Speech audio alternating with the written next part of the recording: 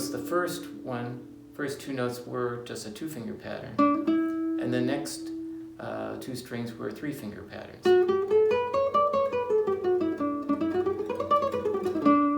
Yeah. So if you're practicing the scales, you can focus on that, but to simplify it, you can see how your fingers are doing with just 2-finger patterns to start with. And I would maybe start on the 4th string and move across the strings using just 2 fingers. Take a moment to stop the video and to practice at your own pace.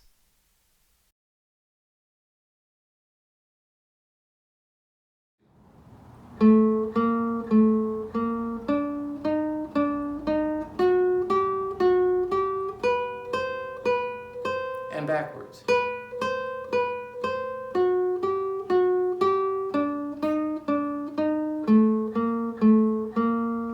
Okay, so as you went through and maybe you did that along with me, you might have noticed if you replayed it that I did something a little different. I prepared the finger for each string change. So when I was doing 1, 2, 1, 2, the last 2, I sent the first finger over to the 3rd string, because I knew the next 1, 2, 1, 2 was going to be there. And if you were looking at my left hand, my right hand was also moving over 1 string. So watch carefully. So both hands moved and shifted over a string. One of the problems people have for creating fast scales or musical scales, legato scales, is that the string changes can be a little bit awkward.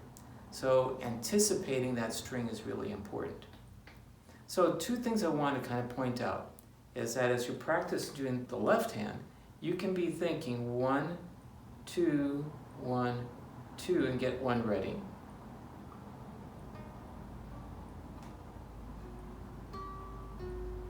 Yes? And the right hand works much the same way, with one caveat.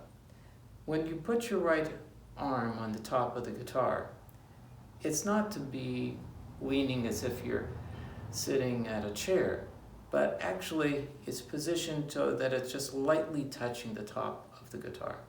Because when we move from string 4 to string 3 to string 2 to string 1, this arm can move. So this mechanism here, this machine that strikes the strings just simply is moved over when we get to the 3rd string, 2nd and 1st. So watch really carefully what I'm going to do. I'm going to start on the 4th string, but when I get to the 4th note, my arm's going to move down on that last note. So it's going to be index, middle, and my arm will move. Watch.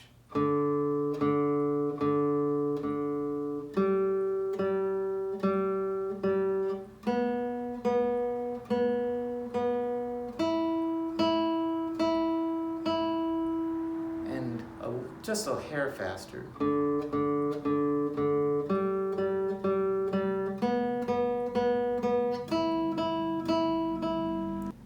One thing you can work on practicing is moving the hand down and doing let's say, an I am pattern, 4 notes.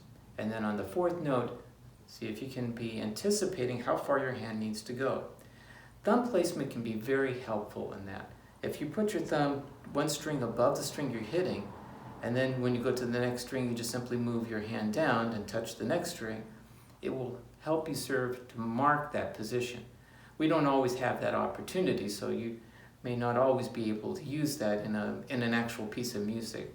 But in scale practice, you certainly can do that. If you're doing a major scale, for instance, watch what happens.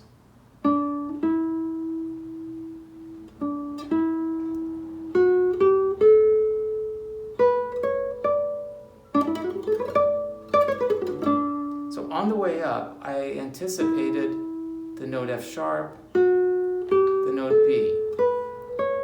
I didn't wait till I had to play the note to move the hand in position, but as soon as I was playing the last note of that sequence, I was anticipating the next note. And in your practice, you can start to do this, and you'll notice that will be a big help.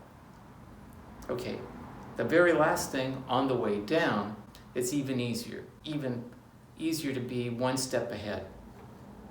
So if you are fingering a scale, you should actually know, if you're trying to make it legato, that you can leave fingers down. So if I'm coming down the D major scale, I can have all 3 fingers ready. And if I go to the next string of a D major scale, it's going to be 4, and next note's going to be 2.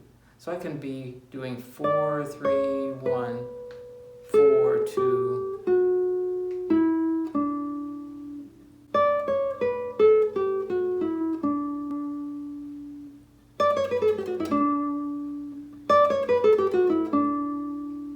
So playing legato, playing quickly, for the left hand, is going to be anticipating and preparing the fingers, making sure the fingers are well positioned and that you're thinking ahead one step.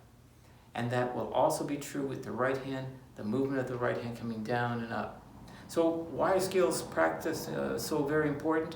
You can develop those kind of skills so that in a piece of music, if you need to play something more legato, or if you need to play it more quickly, that you will have the technique, the tools to be able to accomplish it. Okay, I hope these exercises will be helpful to you. If you would like to like this, that would be helpful. And also, I encourage you to subscribe to my channel if you're interested in other like videos. Thank you.